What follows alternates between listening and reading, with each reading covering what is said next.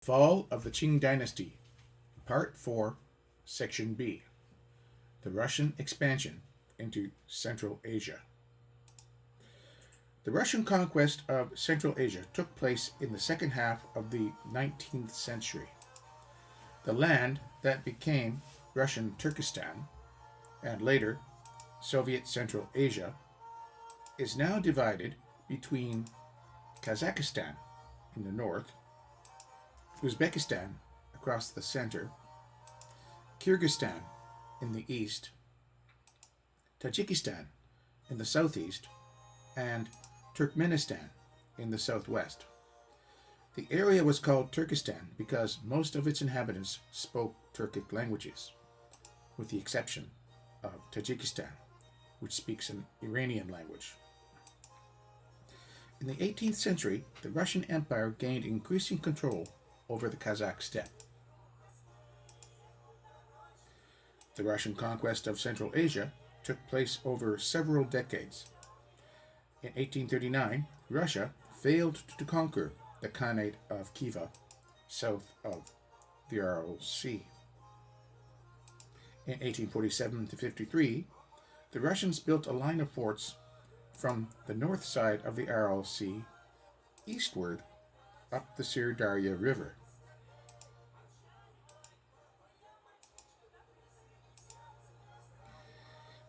In 1847 to 64, they crossed the eastern Kazakh steppe and built a line of forts along the northern border of Kyrgyzstan. In 1864 to 68, they moved south from Kyrgyzstan, captured Tashkent and Samarkand. Here's Tashkent again. Here's Samarkand. Here they are on a different map. And dominated the Khanates of Kokand and Bukhara. They now held a triangle whose southern point was 1,600 kilometers south of Siberia and 1,920 kilometers southeast of their supply bases on the Volga River. The next step was to turn this triangle into a rectangle by crossing the Caspian Sea. In 1873, the Russians conquered Khiva, and in 1881, they took western Turkmenistan. In 1884, they took the Merv Oasis, and then eastern Turkmenistan. In 1885, further expansion south towards Afghanistan was blocked by the British. In 1893 to 1895, the Russians occupied the high Pamir Mountains in the southeast. This is Sidney Edwards Morse's 1825 map of Asia. Central Asia, marked in green, is shown as politically independent and outside the boundaries of Russia, marked in yellow. This would change in following decades. Here is a contemporary political map of Central Asia. Here is an ethnic map of Central Asia. The white areas are thinly populated desert. The three north to east tending lines are the Kopet Dag Mountains and the Oxus and Jaxartes rivers, flowing from the eastern mountains to the Aral Sea. This is the Kopet Dag Mountains on a different map, and the rivers are now known as the Amudarya and the Sirdarya. Early contacts. Siberia. Russians first came into contact with Central Asia when, in 1582 to 1639, Cossack adventurers made themselves masters of the Siberian forests. They did not expand south because they were looking for furs. The Siberian Cossacks were skilled in forest travel and knew little of the steppe. The forest tribes were few and weak, while the steppe nomads were numerous and warlike. Up the Irtysh River. The Irtysh River rises in what is now China and flows northwest to the Russian base at Tobolsk, which was founded in 1587. It was thought that you could go down this river and reach China and India. In 1654, Fyodor Bykov used this route to reach Beijing. The main advance was made under Peter the Great. Sometime before 1714, Colonel Buchholz and 1,500 men went upriver to Lake Yamash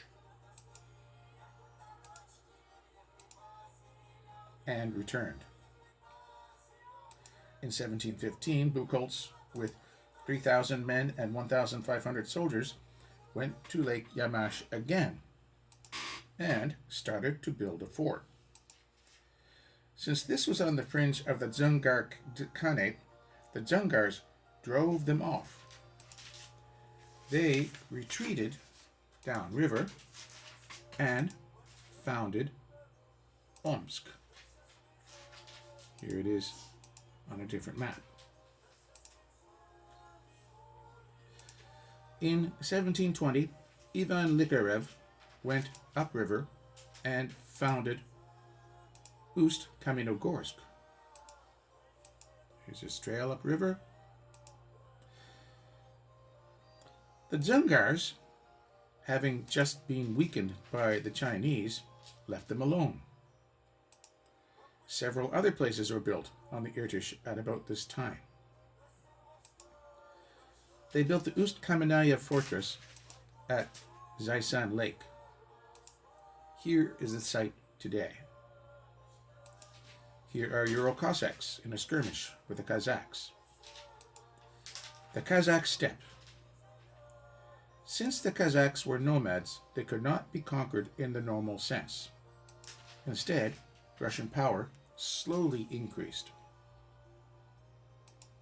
Around the southern Urals.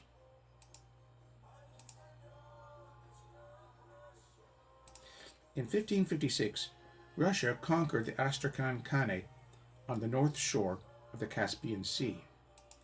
The surrounding area was held by the Nogai horde. To the east of the Nogais were the Kazakhs, and to the north, between the Volga and the Urals, were the Bashkirs. Around this time, some free Cossacks had established themselves on the Ural River. In 1602, they captured Konyi Urgench in Kievan territory. When they were returning, carrying all of their loot, they were surrounded by the Kievans and slaughtered. A second expedition lost its way in the snow, starved, and the few survivors enslaved by the Kievans. There seems to have been a third expedition, which was not properly recorded. At the time of Peter the Great, there was a major push southeast. In addition to the Irtysh expeditions, there was the disastrous 1717 attempt to conquer Khiva. Alexander Beykovich Cherkassky attacked from the Caspian Sea. After he won the battle, Shir Ghazi Khan made a treaty and suggested that the Russians disperse so that they could be better fed. After they dispersed, they were all killed or enslaved. Only a few survived to tell the story. Following the Russo-Persian War of 1722 to 23, Russia briefly occupied the west side of the Caspian Sea. About 1734, another move was planned. This started the Bashkir War of 1735 to 1740. Once Bashkiria was pacified, Russia's southeastern frontier was the Orenburg Line, roughly between the Urals and the Caspian Sea. This was called the Great Abatis, or Zashishnaya Line. The area remained quiet for about 100 years. In 1819, Nikolai Muraviev traveled from the Caspian Sea and contacted the Khan of Khiva. This is the Siberian Line at about 1800. Guryev, Orenburg, Uralsk, Orsk, Troitsk, Petropavlovsk, Omsk, Pavlodar, Semipalatinsk, Ust-Kamenogorsk, Bukhara, Khiva, Kokand. The three Khanes. These forts and their foundation dates were Guryev in 1645, Uralsk in 1613, Orenburg in 1743, Orsk in 1735, Troitsk in 1743, Petropavlovsk in 1753, Omsk in 1716, Pavlodar in 1720, Semipalatinsk in 1718, Ust-Kamenogorsk in 1720. Uralsk, now called Oral, was an old settlement of free Cossacks. Orsk and Troitsk were founded as a result of the Bashkir War. This section was called the Orenburg Line. Orenburg was the long-term base from which Russia watched and tried to control the Kazakh steppe. The four eastern forts were along the Irtysh River. Petropavlovsk was in between. After China conquered Xinjiang in 1759, both empires had a few border posts near the current border. 1839, the failed attack on Khiva.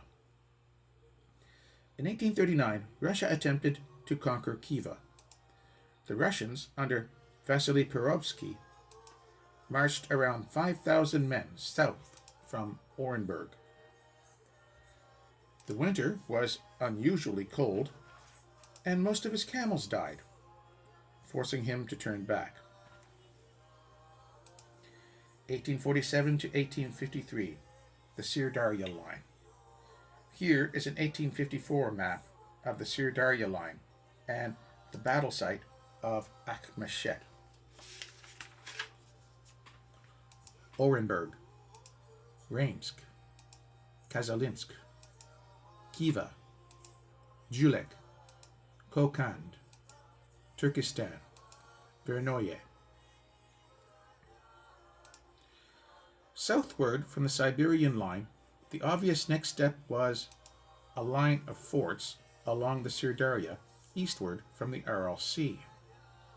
This brought Russia into conflict with the Khan of Kokand. In the early 19th century, Kokand began expanding northwest from the Fergana Valley. About 1814, they took Hazrat-e Turkestan on the Sirdaria.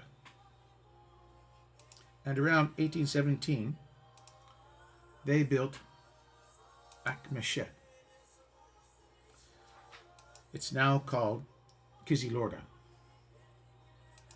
The area was ruled by the Beg of Akmeshet, who taxed the local Kazakhs who wintered along the river and had recently driven the Karakalpaks southward.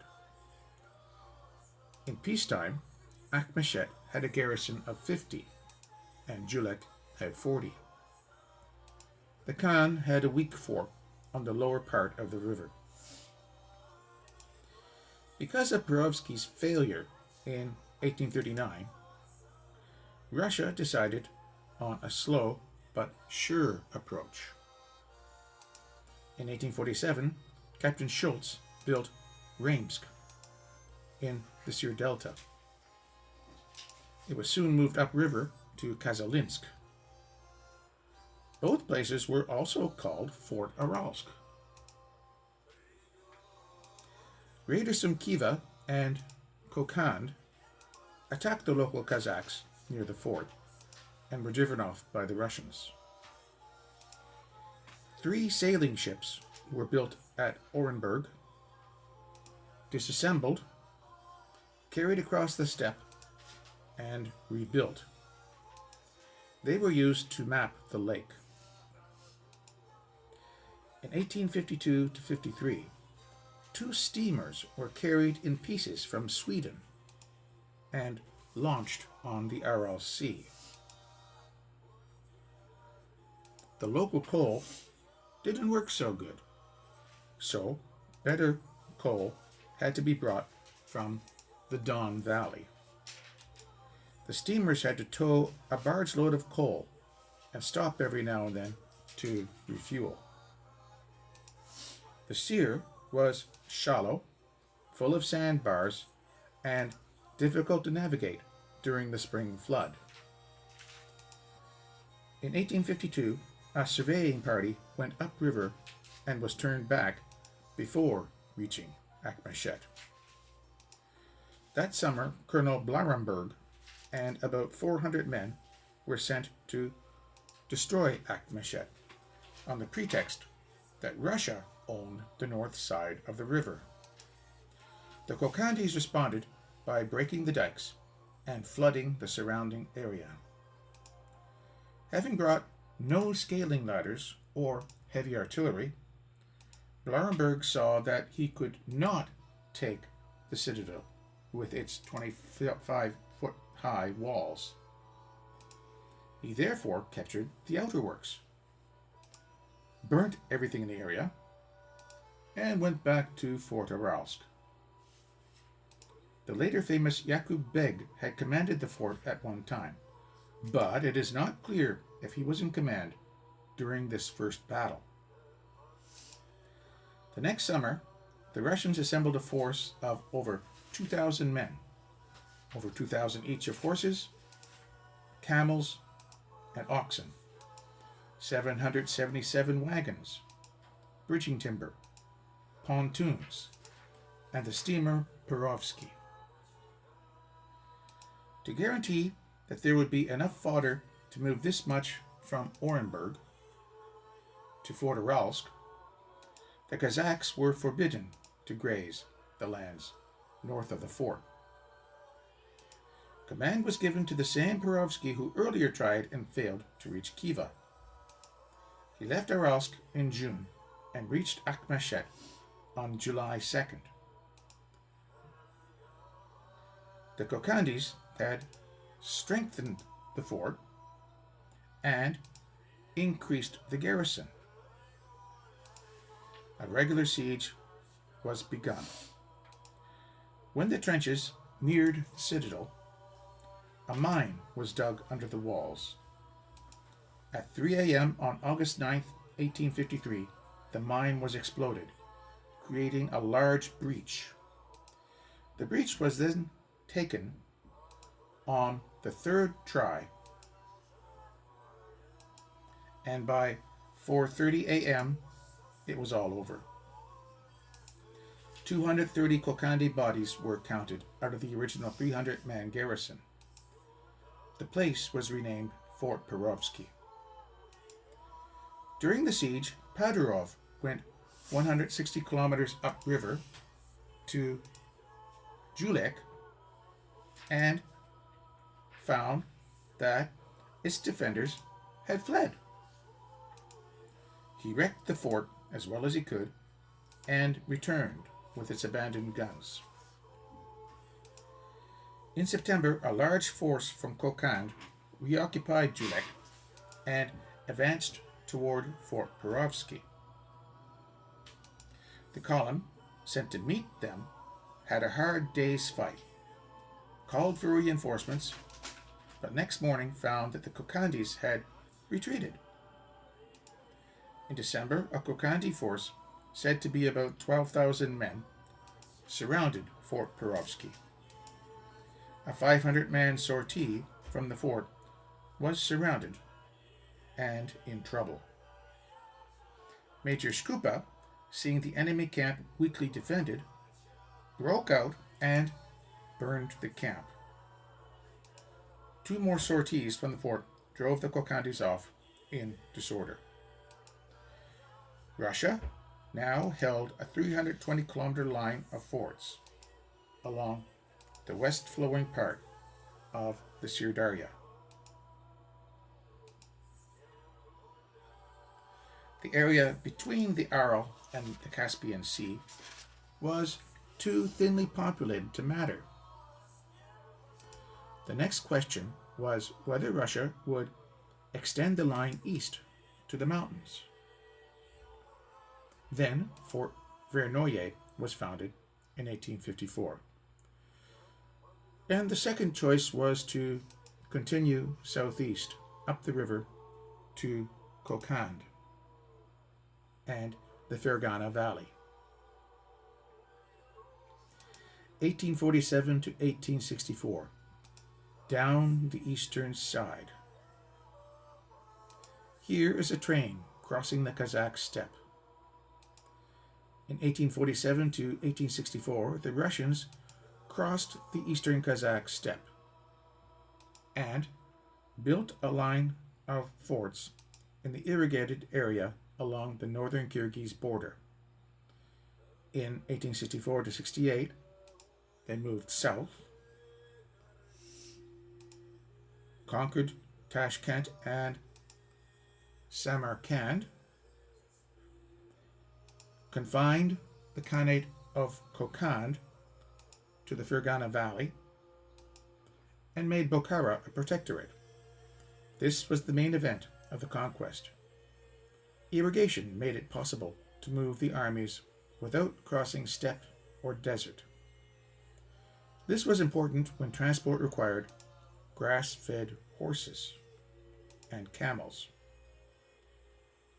It appears that the advance was decided by local commanders and the results of luck on the battlefield. All sources report Russian victories over greatly superior forces with kill ratios approaching 10 to 1. Even if enemy numbers are exaggerated, it seems clear that Russian weapons and tactics were now superior to the traditional Asian armies they faced. All sources mention breech-loading rifles. These were the Burdan rifles. Russians used explosive ammunition with their artillery, while the opposition used traditional cannonballs. Advance from the northeast, 1847 to 1864. The eastern end of the Kazakh steppe was called Semiritsy by the Russians. South of this, along the Kyrgyz border, was the Tian Shan Mountains that extend about 640 kilometers to the west. Water coming down from the mountains provides irrigation for a line of towns and supports a natural caravan route. South of this mountain projection is the densely populated Fergana Valley, ruled by the Khanate of Kokand. South of Fergana is the Turkestan Range, and then the land the ancient peoples called Bactria. West of the northern range is the great city of Tashkent, and west of the southern range is Tamerlane's old capital of Samarkand. Here is a map of Russian expansion along the mountains of Kyrgyzstan, 1854 to 1864, with these locations: Vernoye, Pishpek, Tokmak, Auliata, Chimkent, Tashkent, Kokand, Samarkand. In 1847, Kopal was founded, southeast of Lake Balkhash. In 1852, Russia crossed the Ili River and met Kazakh resistance, and the next year destroyed the Kazakh fort of Tuchibek. In 1854, they founded Fort Vernoye, which is now known as Almaty, within sight of the mountains. Vernoye is about 800 kilometers south of the Siberian Line. 8 years later, in 1862, Russia took Tokmak, or Tokmok, and Pishpek, now called Bishkek. Russia placed a force at the Kastak Pass to block a counterattack from Kokand. The Kokandis used a different pass and attacked an intermediate post. Kolpakovsky rushed from Kastek and completely defeated a much larger army. In 1864, Chernayev took command of the east, led 2,500 men from Siberia, and captured Auliata, now known as Taraz. Russia was now near the west end of the mountain range and about halfway between Vernoye and Akhmeshet. In 1851, Russia and China signed the Treaty of Kulja to regulate trade along what was becoming a new border. In 1864, they signed the Treaty of Tabagatai, which approximately established the current Chinese-Kazakh border. The Chinese thereby renounced any claims to the Kazakh steppe. Up the Sirdarya, 1859 to 1864. Meanwhile, Russia was advancing up the Sirdarya from Akhmeshet. In 1859, Julek was taken from Kokand. In 1861, a Russian fort was built at Julek, and Yanikurgan, now called Zhanakorgan, 80 kilometers upriver, was taken. In 1862, Chernayev reconnoitered the river as far as Hazrati Turkestan and captured the small oasis of Suzak, about 105 kilometers east of the river. In June 1864, Veryovkin took Hazrati Turkestan from Kokand. He hastened the surrender by bombarding the famous mausoleum.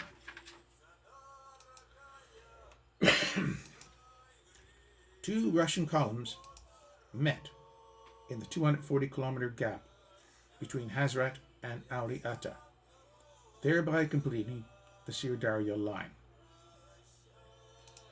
The Khanate of Bukhara. The Khanate of Bukhara was an Uzbek state from the second quarter of the 16th century to the late 18th century in Central Asia, or Turkestan. Founded by the Shabanid Dynasty. List of rulers. From 1533 to 1540, Bukhara briefly became its capital during the reign of Ubaydullah Khan. The Khanate reached its greatest extent and influence under the penultimate Shabanid ruler, the scholarly Abdullah Khan II, from 1557 to 1598. In the 17th and 18th centuries, the Khanate was ruled by the Janid dynasty. They were the last descendants of Genghis Khan to rule Bukhara. In 1740, it was conquered by Nadir Shah, the Shah of Iran. After his death in 1747, the Khanate was controlled by rulers who were not Genghis Khan descendants. This new group was of the Uzbek Emir Khudayar B through the prime ministerial position. In 1785, his descendant, Shah Murad, formalized the family dynastic rule as the Manjit dynasty. The Khanate then became the Emirate of Bukhara. The Manjits were not Genghis Khan descendants and took the Islamic title of Emir instead of Khan, since their legitimacy was not based on descent from Genghis Khan. 1864 to 1868, Kokand and Bukhara subdued. Tashkent, 1865. About 80 kilometers south of the new line was Chimkent, now called Shimkent, which belonged to Kokand. Chernayev easily took it on October 3, 1864. On October 15th, he suddenly appeared before Tashkent, failed to take it by sudden assault, and retreated to Chimkent. Kokand then failed to retake Hazrat-i Turkestan. In April 1865, Chernayev made a second attack on Tashkent. Unable to take such a large place, with a garrison of 30,000, he occupied the town's water supply at Niazbek. The Kokand regent Alam Kuli arrived with 6,000 more troops and almost defeated the Russians, but was killed in the fight. The inhabitants now offered to submit to the Emir of Bukhara in return for assistance. About June 21st, a party of Bukharans entered the town, and more Bukharan troops were on the move. In this critical position, Chernayev determined to risk a storm. At 3 a.m. on June 27th, Captain Abramov scaled the wall and opened the Kamalan gate, advanced along the wall, and opened a second gate, while another party took the Kokand gate. That day and the next, there was constant street fighting, but on the morning of the 29th, a deputation of elders offered surrender. The campaign of 1866. Bukhara was now involved in the war. In February 1866, Chernayev crossed the Hungry Steppe to the Bukharan fort of Jizak. Hungry Steppe, Jizak. Finding the task impossible, he withdrew to Tashkent, followed by the Bukharans, who were soon joined by the Kokandis. At this point, Chernayev was recalled for insubordination and replaced by Romanovsky. Romanovsky prepared to attack Bukhara. The emir moved first, and the two forces met on the plain of Irjar. This is near Katakurgan, Uzbekistan. Here is a chart of the movements. There.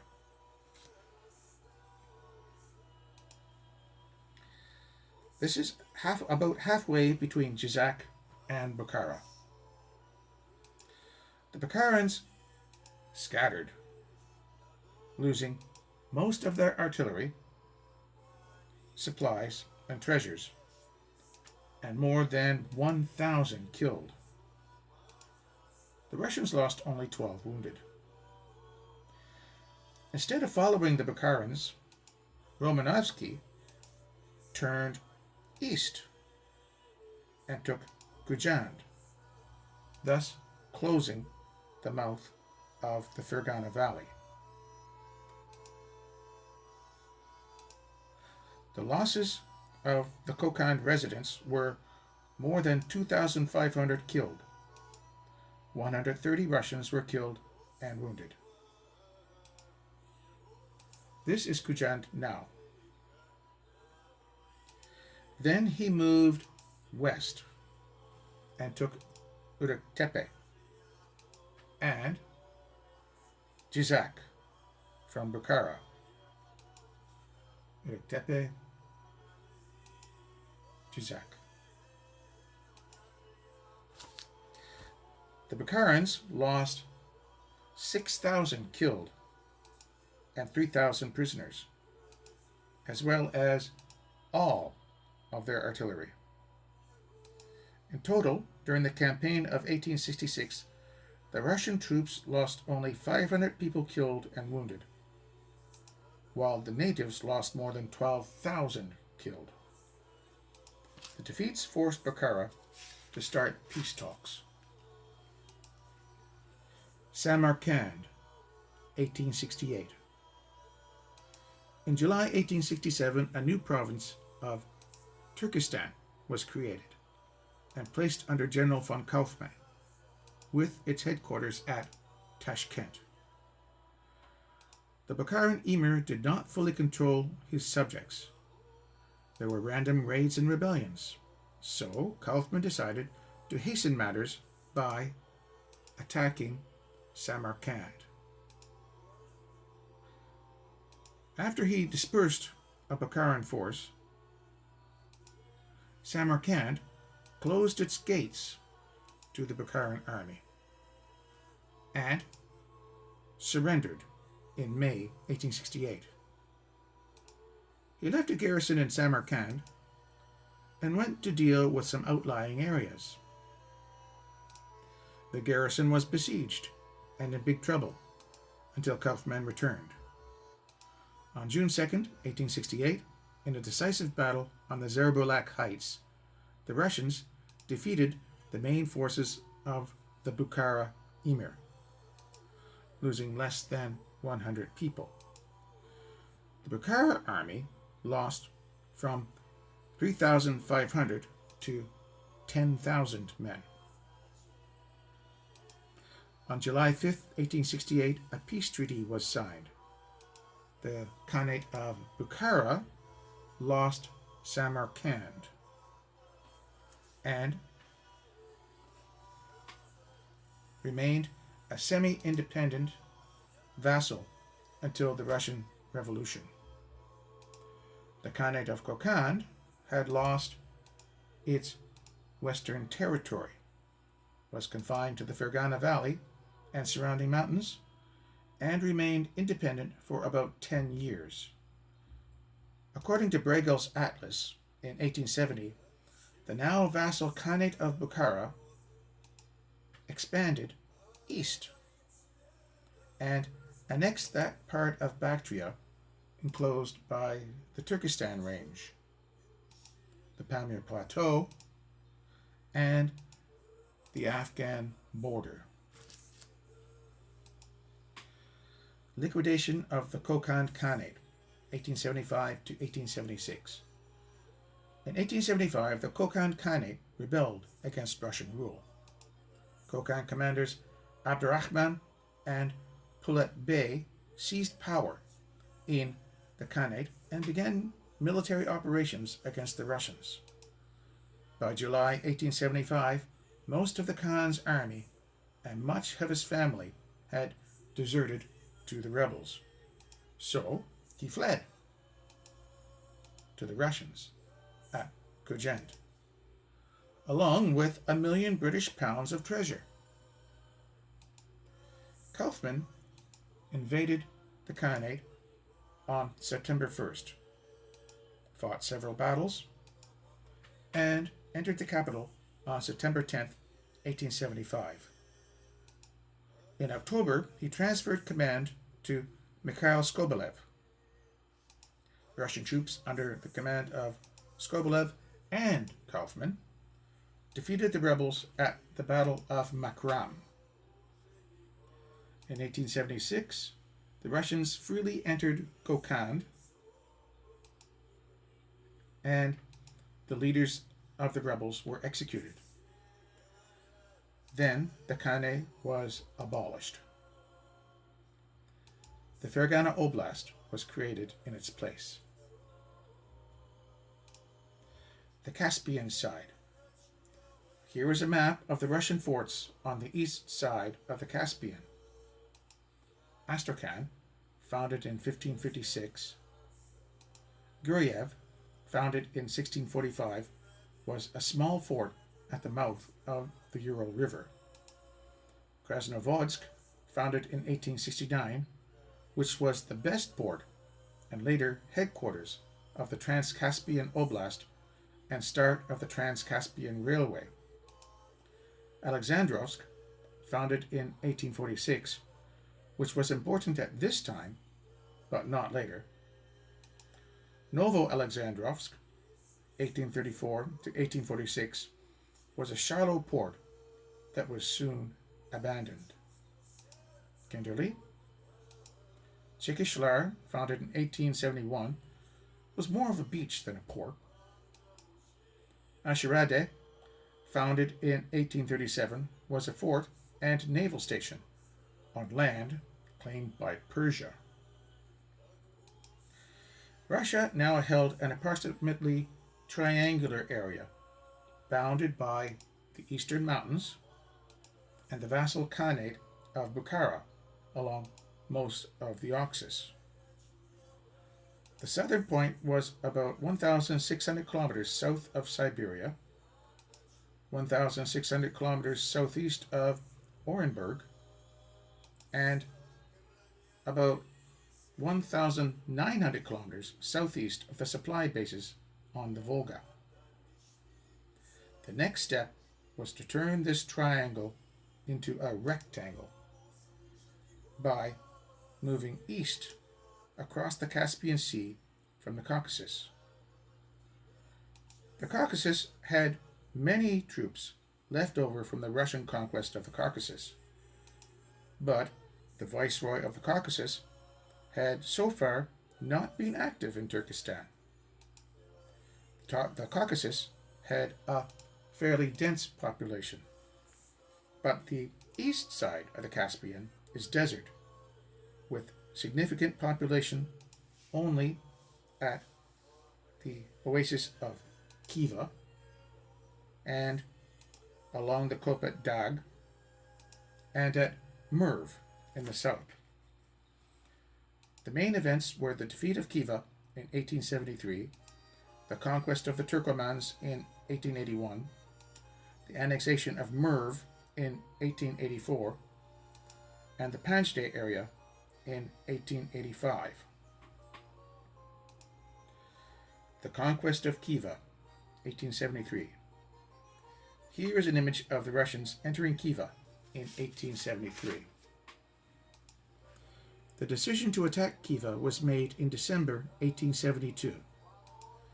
Khiva was an oasis surrounded by several hundred kilometers of desert.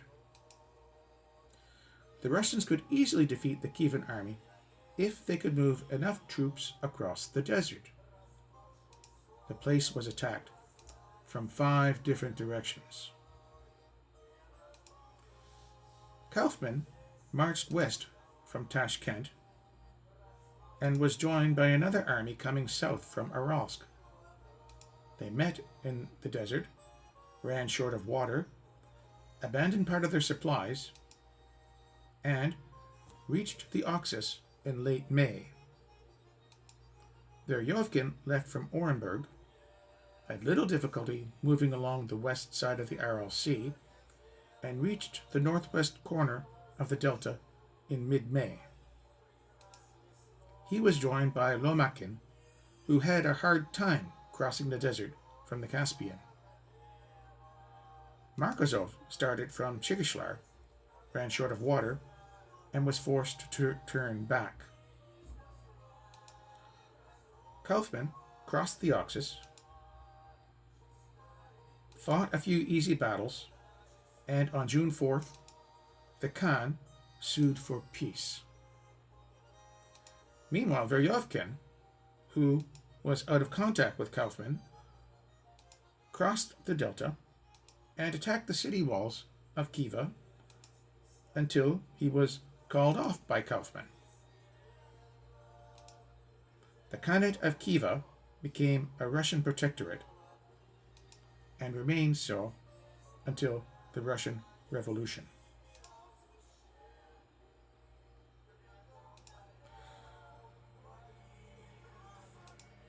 Turkmenistan, 1879 to 1885.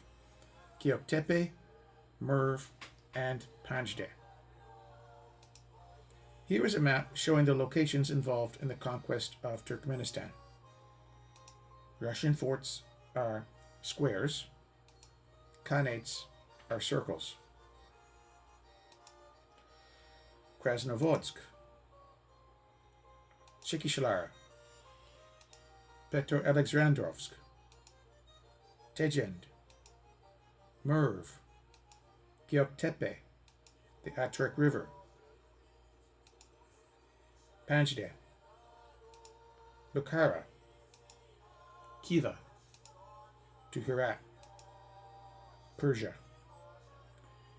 The Kopadag Mountains run from beyond Göktepe northeast towards Krasnovodsk. The Turkoman country remained unconquered. The area corresponded to the Karakum Desert and was inhabited by the Turkoman desert nomads. Irrigation supported a settled population along the Amudarya in the northeast and along the north slope of the Kopadag Mountains in the southwest. East of the Kopadag, 2 rivers flowing north from Afghanistan supported the oasis of Tegend and Merv. The semi-settled population would drive their flocks out into the desert in spring and fall. The Turkomans had no organized state. Some served as mercenaries for Khiva. They had a habit of raiding Persia and selling the resulting slaves to Khiva. They also had a breed of desert-adapted horse that could easily outrun anything the Cossacks had. Unlike the rather antiquated armies of the Khanates, the Turkomans were good raiders and horsemen, but they could do little against the Russians' modern weapons and explosive artillery. As usual, the main problem was moving men and supplies across the desert.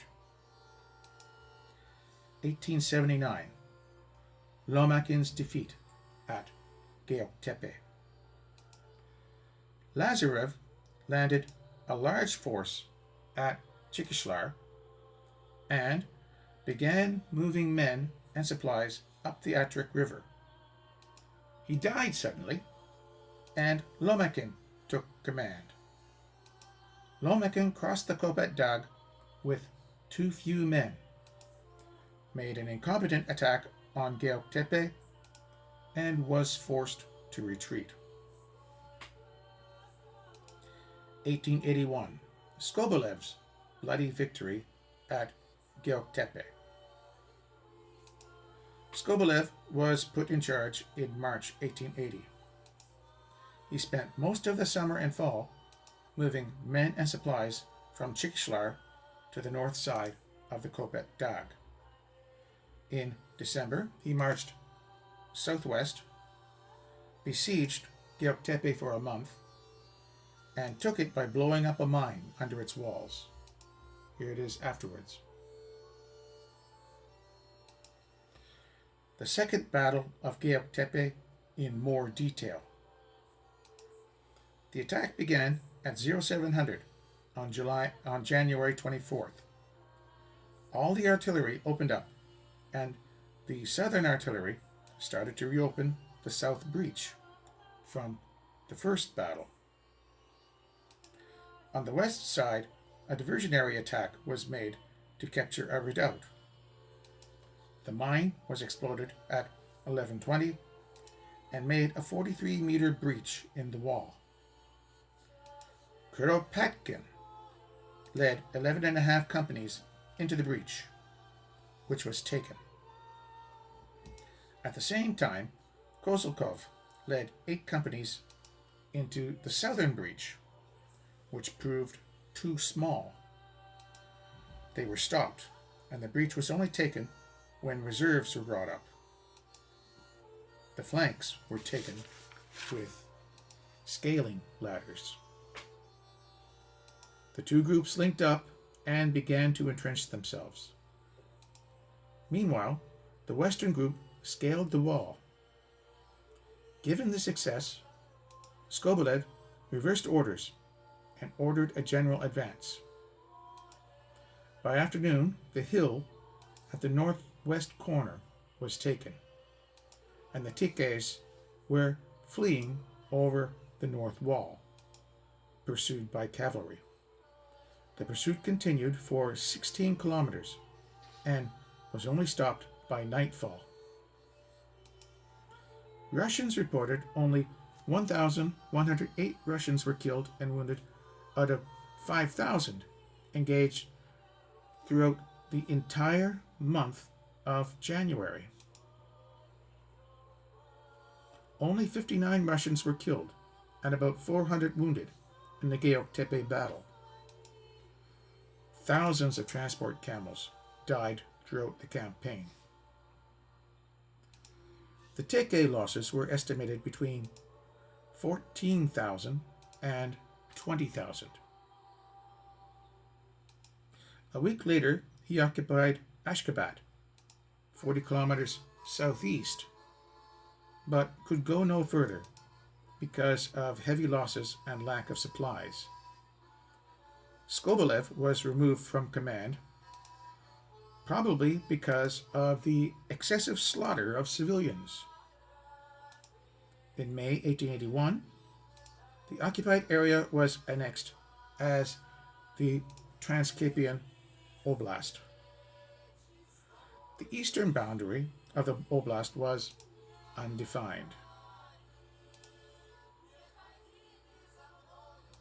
1884, the annexation of Merv. The Transcaspian Railway reached Kazul Arabat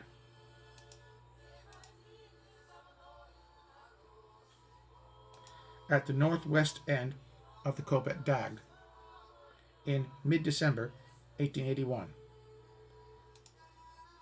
In October through December, Lasar surveyed the north side of the Kopet Dag and reported that there would be no problem building a railway along it. From April 1882, he examined the country almost to Herat and reported that there were no military obstacles between the Kopet Dag and Afghanistan.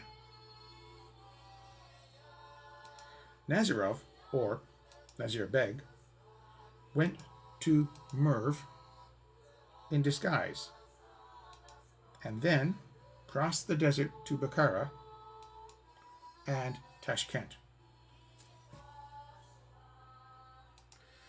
The irrigated area along the Kopet Dag ends east of Ashgabat. Further east, there is desert. Then, the small oasis of Tejent. More desert, and the much larger oasis of Merv. Merv had the great fortress of Kaushut Khan and was inhabited by the same Tikes that fought at Göktepe. As soon as the Russians were established in Ashgabat, traders, and also spies, began moving between the Kopet Dag and Merv. Some elders from Merv went north to Petro-Alexandrovsk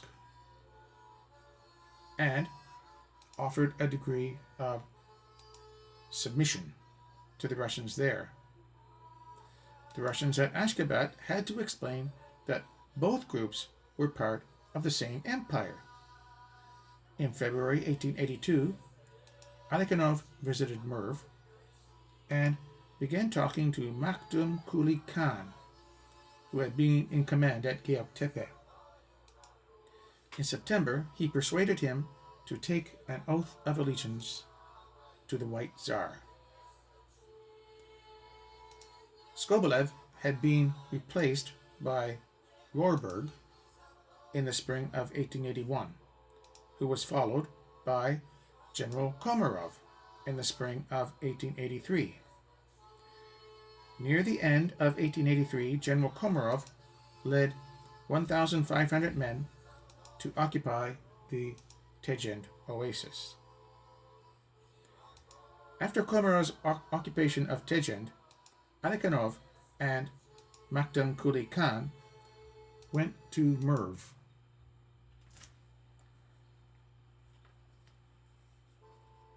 And called a meeting of elders, one threatening and the other persuading.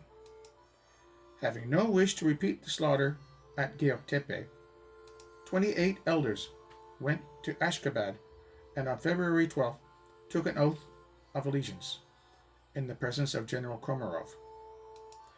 A faction in Merv tried to resist, but was too weak to accomplish anything. On March 16, 1884, Komarov occupied Merv. The subject khanates of Khiva and Bukhara were now surrounded by Russian territory. 1885, expansion stopped at Panjde. Between Merv and the current Afghan border is about 230 kilometers of semi-desert. South of that is the important border fort of Herat.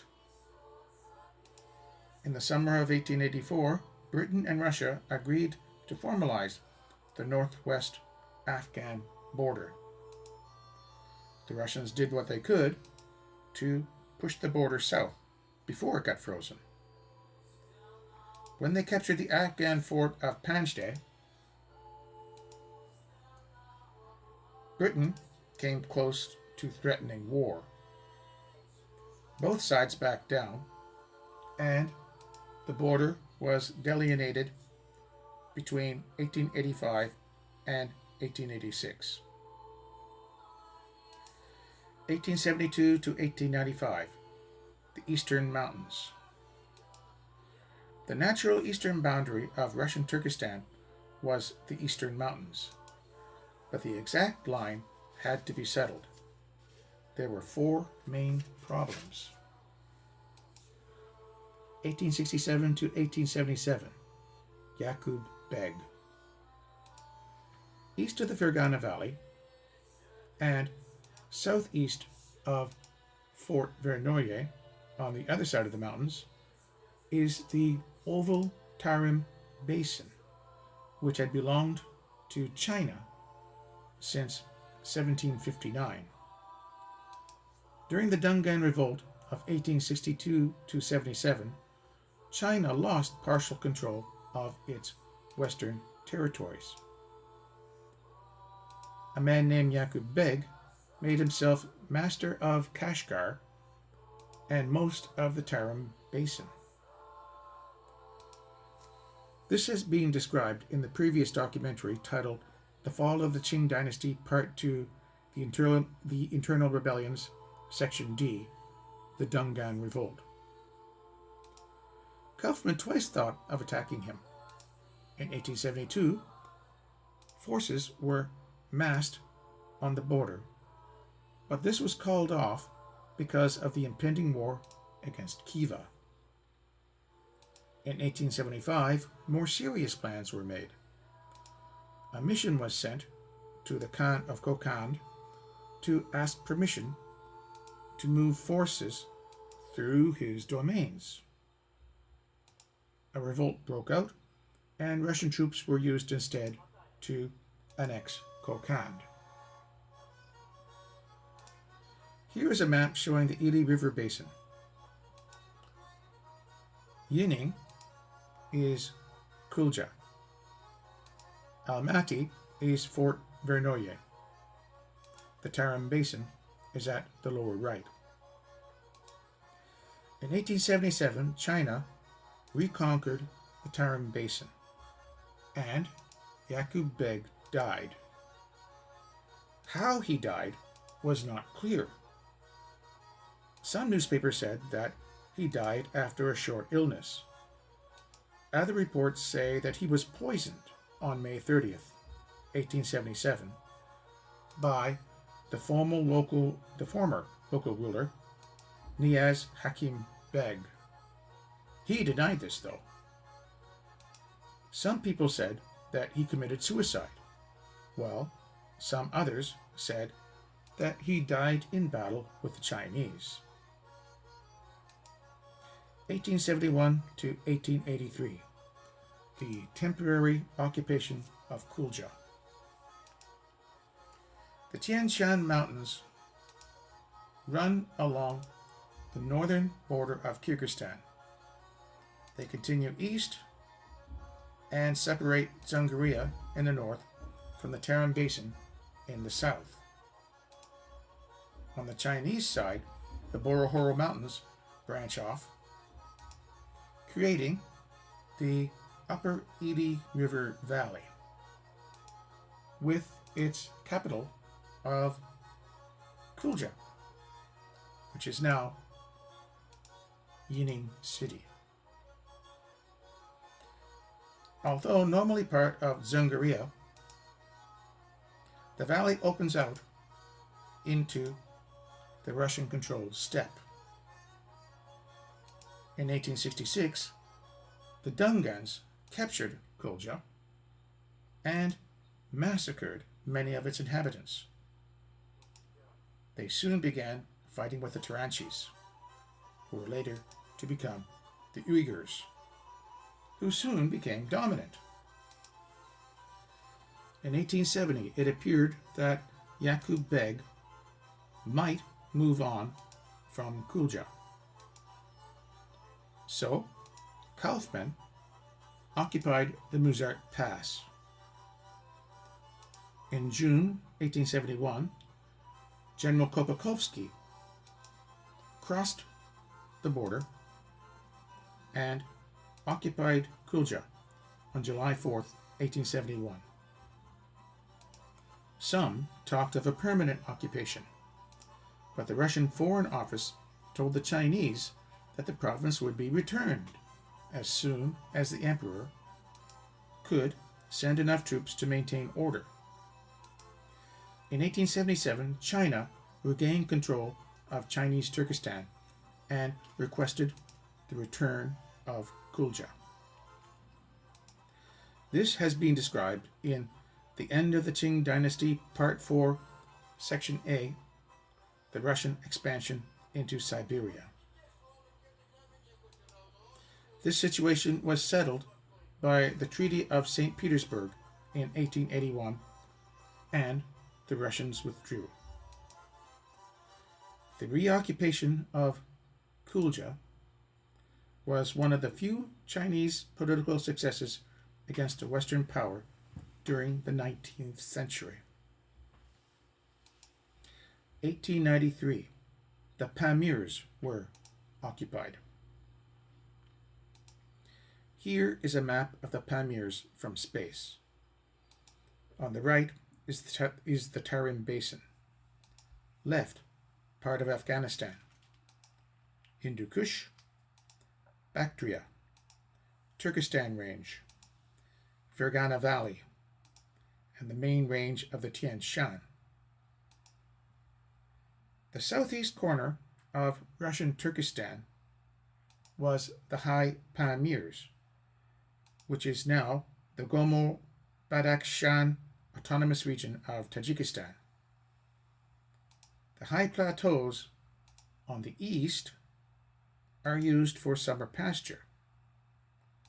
On the west side, difficult gorges run down to the Panj River and Bactria. In 1871, Alexei Pavlovich Fedchenko got the Khan's permission to explore southward. He reached the Alay Valley, but his escort would not permit him to go south onto the Pamir Plateau. In 1876, Skobelev chased a rebel south to the Alay Valley, and Kostenko went over the Kaislar Pass and mapped the area around Karakul Lake on the northeast part of the plateau. In the next 20 years, most of the area was mapped. In 1891, the Russians informed Francis Younghusband that he was on their territory, and later escorted a Lieutenant Davidson out of the area. This was called the Pamir Incident. In 1892, a battalion of Russians under Mikhail Ionov entered the area and camped near the present Murgab, Tajikistan, in the northeast.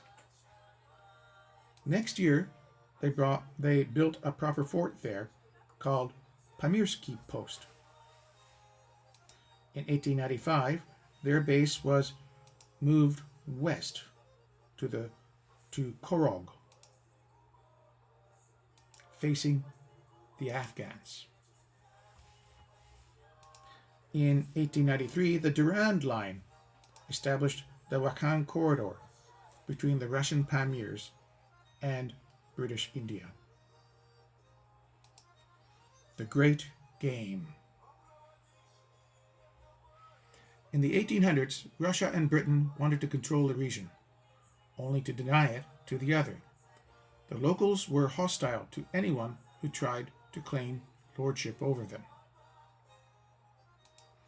Here is a map of Russian Turkestan, including Khiva and Bukhara, in the early 1900s. The Great Game refers to British attempts to block Russian expansion southeast toward India. Although there was much talk of a possible Russian invasion of India, and a number of British agents and adventurers penetrated Central Asia, the British did nothing serious to prevent the Russian conquest of Turkestan. There was one exception. Whenever Russian agents approached Afghanistan, they were reacted to very strongly, seeing Afghanistan as a necessary buffer state for the defense of India. A Russian invasion of India seemed improbable, but a number of British and Russian writers thought about how it might be done. When little was known about the geography, it was thought that they could reach Khiva and sail up the Caucasus to Afghanistan. More realistically, they might gain Persian support and cross northern Persia. Once in Afghanistan, they would swell their armies with offers of loot and invade India. Alternatively, they might invade India and provoke a native rebellion. The goal would probably not be the conquest of India, but to put pressure on the British, while Russia did something more important, such as taking Constantinople. In 1801, there was some loose talk of a joint Franco-Russian invasion of India. During the Russo-Persian War of 1804 to 1813, both British and French agents were active in Persia. Their goals varied depending upon which power was allied with Russia at the time. Here are some of the agents. In 1810, Charles Christie and Henry Pottinger crossed western Afghanistan and eastern Persia. Christie was killed in 1812 supporting the Persians at the Battle of Asland. The Battle of Asland. The Battle of Asland took place from October 31st to November 1st, 1812, between Russia and Persia. The Persian Fath Ali Shah had his large army stationed in Asland, led by the heir to the throne, Abbas Mirza.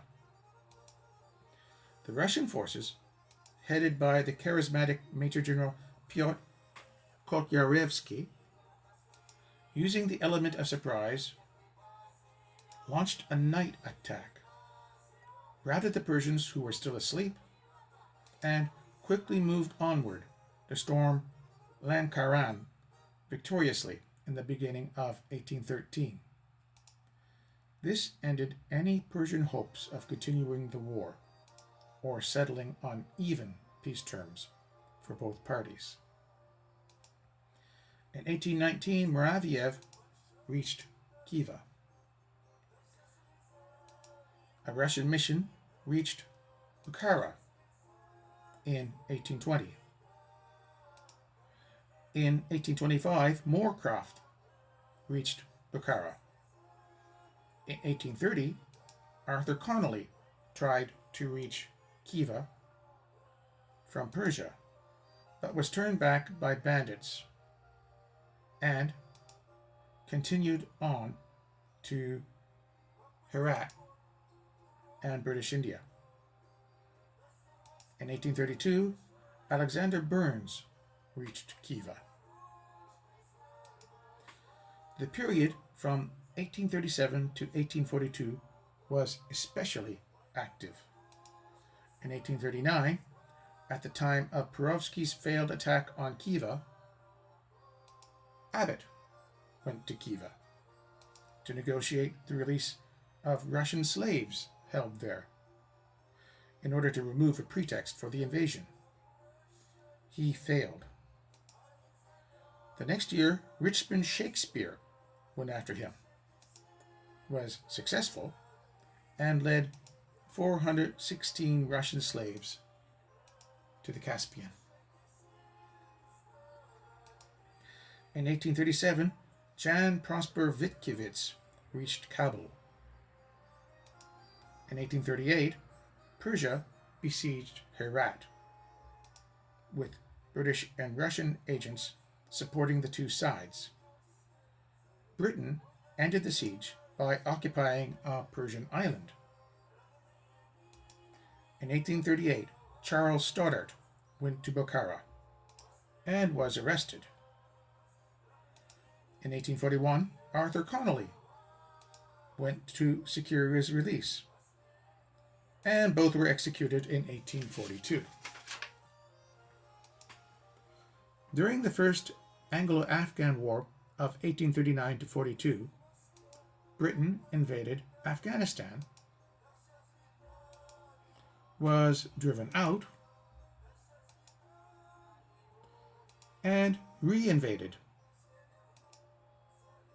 and withdrew. The British took Sindh in 1843 and Punjab in 1849. This gained them the Indus River and a border with Afghanistan. The Crimean War occurred from 1853 to 1856. A second Persian attack on Herat led to the Anglo-Persian War of 1856 to 57. The Indian Mutiny occurred in 1857 to 58. This was about the same time that Russians were building forts east from the Aral Sea, 1847 to 1853.